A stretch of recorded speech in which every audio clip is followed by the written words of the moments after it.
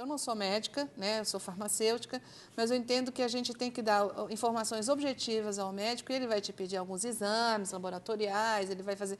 E aí sim ele vai detectar essa causa da dor de cabeça da Luciana. Muito bem. Eu queria só fazer uma pergunta que eu acho que pode ser muito importante, porque com esse hábito que o brasileiro tem, principalmente, de se automedicar, geralmente nas casas tem até aquelas caixinhas da farmácia, né, cheia de remédio. Ai, vou bater palma de novo, pode?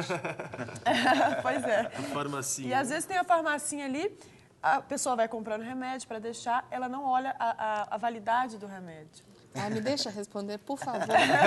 Eu acho que eu vou bater palma de pé. Qual o risco de tomar um medicamento que já venceu de 1 ou 2 anos, por exemplo? Meu sobrenome é Ferreiro, sabe? Ferreiro, em casa de Ferreiro, espeto de pau. Na minha casa não tem farmacinha, nem deve ter, gente. Por isso que, quando a gente vai a uma farmácia de manipulação, a gente faz exatamente a dose que você necessita. Se você necessita de 11 cápsulas, eu vou fazer 11 e não 20, como geralmente as caixinhas industrializadas têm. Tudo bem, não posso fazer manipulado? Tenho que comprar a minha caixinha? Compre. Mas guarde num lugar longe do alcance das crianças, que seja num lugar arejado e fresco. Geralmente, os piores lugares da casa são onde você encontra as suas farmacinhas. Quer saber onde? Cozinha e banheiro.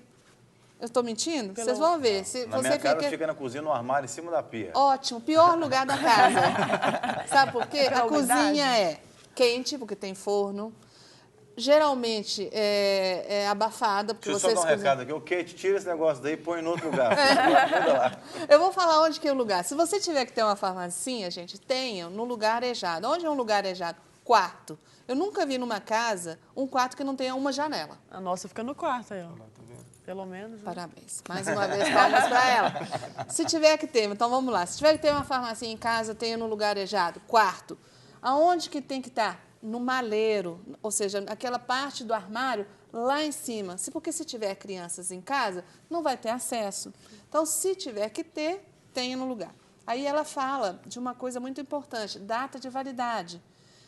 A indústria e a manipulação, eles têm um estudo de quando aquele medicamento vale. Mas aí eu falo assim, mas venceu só há 6 meses. Final de junho, venceu final de junho, para ser mais perto. Tanto a indústria quanto a farmácia de manipulação já estudou que aquela droga tem potência máxima naquele período. Se você toma depois, pode ser que você não tenha o efeito desejado, porque a potência do medicamento já caiu. Mas então não é igual iogurte vencido, não. Isso aí venceu para jogar fora. Um risco não Você não vai ter o efeito esperado. Então, para que você vai tomar uma coisa... Mas pode ter um efeito colateral, por exemplo? muito raro. Quando a validade vence, o efeito é não ter o efeito. Sim. Por favor. Você está tomando farinha, então, no caso? Vamos dizer assim. Não vamos falar de farinha, porque aí envolve outras coisas. Nós vamos falar que você está tomando um medicamento que não vai fazer o efeito que você esperava. Então, se você tem que ter uma farmacinha em casa, de 6 em 6 meses, dá uma olhadinha. Sim.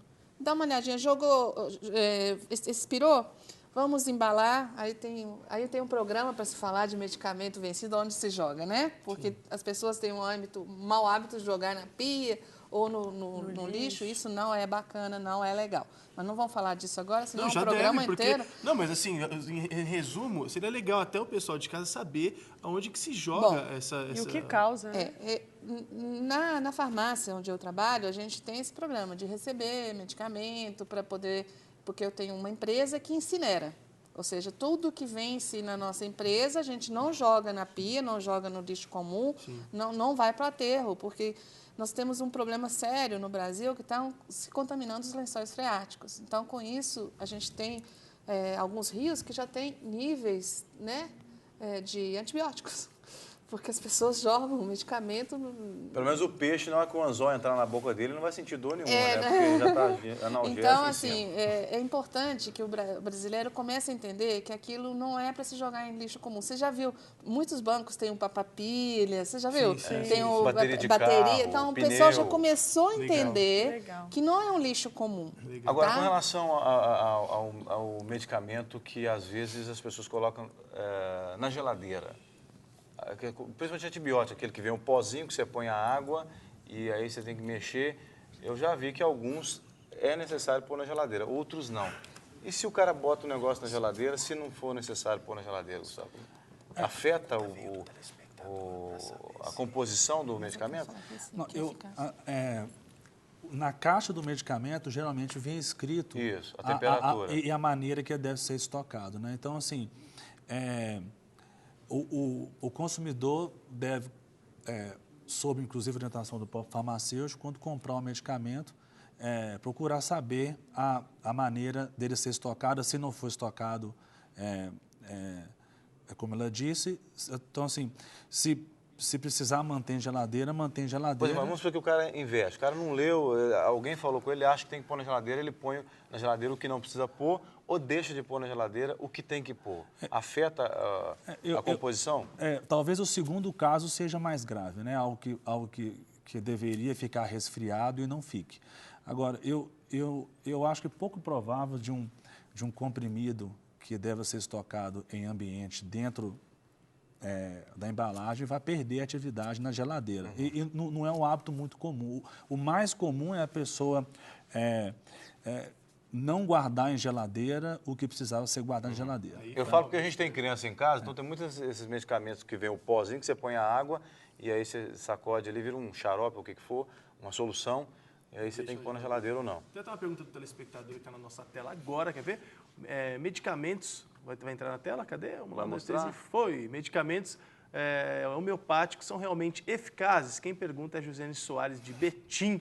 Inclusive, abrir aqui o espaço para você perguntar aqui no De Tudo Um Pouco. Você aparece na telinha aí com o passarinho azul agora, viu, gente? Eu posso falar também, se quiser. Então, os dois respondem. Os dois respondem. É bom quando a gente... É muita ciência para pouco tempo. Gente bem informada assim, porque a gente fica tranquilo. A gente já tirou para o ímpar aqui, eu deixei ele falar. Então, a parte da homeopatia, então, assim, a minha formação, eu sou mestre e doutor em farmacologia. Uhum.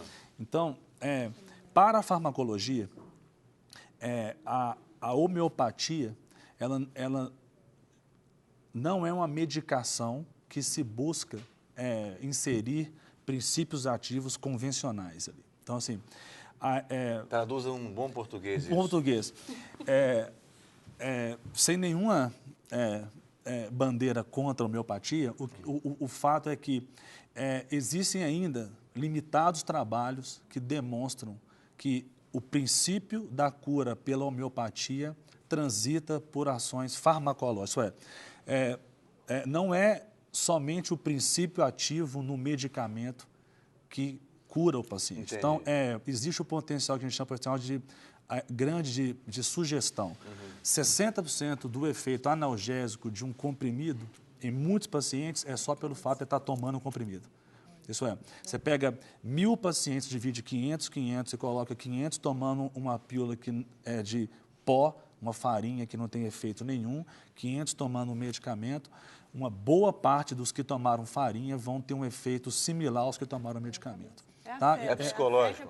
Que a gente chama de efeito placebo. Então, isso o fato de você estar tomando algo já te sugere que você vai melhorar. Então, por exemplo, uma boa parte dos pacientes que fazem uso, por exemplo, de analgésico para uma dor de cabeça, às vezes melhoram simplesmente pelo fato de estar bebendo mais água. Uhum.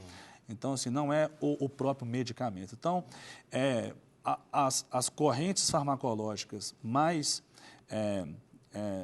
puristas dizem que o efeito benéfico de cura, de melhora da homeopatia, transita por ações não farmacológicas. Então, assim... Porque não é o efeito do produto, mas é... porque a gênese da homeopatia veio em resposta a uma corrente antiga que tentava tratar os pacientes, às vezes, com manobras radicais. Por exemplo, quando o medicamento não era tão fácil de comprar igual hoje, muitas vezes as pessoas tinham dor de cabeça e as pessoas achavam que tinham espíritos, demônios dentro dessas pessoas. Então, eles abriam buracos na cabeça das pessoas para os espíritos saírem. Então, isso é... Meu Deus. Ainda bem que evoluiu, né? Pois é. Imagina. Só dar o nome de Jesus. Misericórdia. Então, assim, tinha muitos pacientes, por exemplo, que tinham hipertensão e tinham sintomas de hipertensão. Era comum o médico cortar um vaso e deixar uma grande quantidade de sangue sair para o paciente melhorar. Ao invés de morrer de hipertensão, o cara morrer de hemorragia. Ou então fazer aqueles coquetéis que envolviam... Os alquimistas, né? Isso. Eles faziam uns coquetéis que envolviam drogas, às vezes, muito raízes, muito amargas, para tirar essa dor das pessoas. Então, muitos pacientes morriam, às vezes, pelo tratamento. Então, surgiu uma corrente que respondia a esse tratamento agressivo, tentando tratar com pequenas quantidades de alguns metais que tem na natureza, que foi uma resposta à alopatia antiga, que virou a homeopatia. Então, assim, hoje, embora reconhecida e bem respeitada no meio acadêmico a homeopatia, a resposta para a pergunta é: eles são eficazes, tá? O que não quer dizer que ele seja eficaz pelo mesmo motivo, por exemplo, que um medicamento prescrito por um médico que tem um princípio ativo testado cientificamente é. Eu só estou frisando isso porque muitas vezes os pacientes, às vezes, fazem uso de medicamento homeopático que não é prescrito por um médico, inclusive, porque uma coisa é um médico homeopata prescrever um medicamento homeopático, perceber que não está tendo efeito e mudar o medicamento. Outra coisa é o paciente que pega a prescrição homeopática com o outro, toma, não tem efeito e continua tomando o medicamento e pode piorar a doença.